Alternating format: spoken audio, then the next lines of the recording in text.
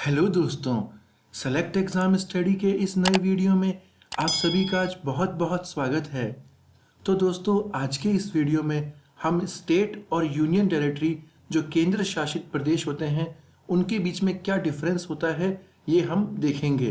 तो आइए शुरू करते हैं। दोस्तों, सब्सक्राइब करें हमारे चैनल सेलेक्ट एग्ज़ाम स्टडी को और पास में बने बेल आइकन को दबाकर ऑल को सेलेक्ट करें ताकि आपको मिले हमारे सारे वीडियोस की नोटिफिकेशन सबसे पहले। दोस्तों, स्टेट वो जगह होती है जहां पर वहां के लोगों द्वारा चुनी गई सरकार को शासन करने का अधिकार होता है। जैसे हमारे देश के जो टोटल 28 राज्य हैं, इसका एक एग्जाम्पल आप राजस्थान, उत्तर प्रदेश और बाकी के 26 राज्यों को भी मान सकते हैं। राज्य के अंदर अपनी प्रशासनिक इकाइयां होती हैं।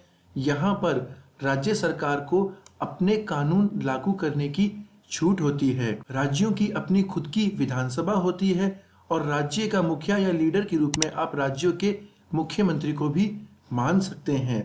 राज्य सरकार चाहे तो वो केंद्र सरकार के द्वारा लागू किए गए कानून को अपनी इच्छा अनुसार लागू भी कर सकती है और उस कानून को वो रोकने का अधिकार भी रखती है। इसका मतलब ये है कि अगर केंद्र सरकार कोई खुद का कानून या खुद का नियम या खुद की जो कोई योजना अगर लॉन्च करती है और अगर राज्य सरकार को वो योजना अपने राज्य में लागू नहीं करनी होती तो मुख्यमंत्री को ये अधिकार होता है कि वह उस योजना को लागू होने से रोक सकता है। प्रत्येक राज्य में एक राज्यपाल होता है जो कार्यकारी के रूप में कार्य करता है।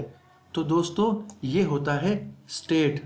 पर यूनियन टेरिटरीज जो केंद्र शासित प्रदेश होते हैं वह जगह होती हैं जो डायरेक्टली सेंट्रल गवर्नमेंट या फिर केंद्र सरकार के अंडर आती हैं, जैसे हमारे देश के सभी जो केंद्र शासित प्रदेश हैं। पर यूनियन टेरिटरीज में केंद्र सरकार के द्वारा लागू किए गए कानून के तहत ही काम होता है। और दोस्तों, अब हम देखेंगे कि केंद्र शासित जो राज्य है या यूनियन टेरिटरी शुरुआत में क्यों बनाया गया था। केंद्र शासित राज्य बनने का कारण यह है क्योंकि कई राज्य आकार में बहुत छोटे होते हैं और उनकी जनसंख्या भी कम होती है, तो उन्हें राज्य का दर्जा जो होता है नहीं दिया जा सकता है। भले ही वहाँ की सरकार जनता चुनती है, पर वह जो कार्य वहाँ पर जितने भी होते हैं वो राष्ट्रपति के अधीन ही होते हैं। इन्हें उपराज्यपाल संभालता है।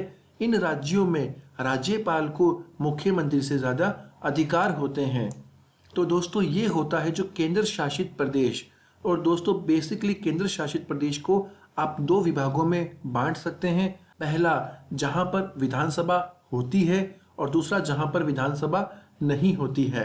तो जैसे जहां पर विधानसभा होती है उसका एग्जाम्पल है दिल्ली और भी जो एक दो केंद्र शासित प्रदेश हैं वो। तो ये है बेसिक डिफरेंस केंद्र शासित प्रदेश और जो बेसिक जो राज्य होता है उसके बीच में। तो अगर से आपको हमारा ये वीडियो अच्छा लगा तो ज़रूर से हमारे चैनल को सब्सक्राइब करें, वीडियो को लाइक और शेयर करें। और अगर आप चाहते हैं कि मैं किसी स्पेसिफिक टॉपिक पर वीडियो बनाऊं तो भी आप मुझे नीचे कमेंट सेक्शन में कमेंट करके बता सकते हैं।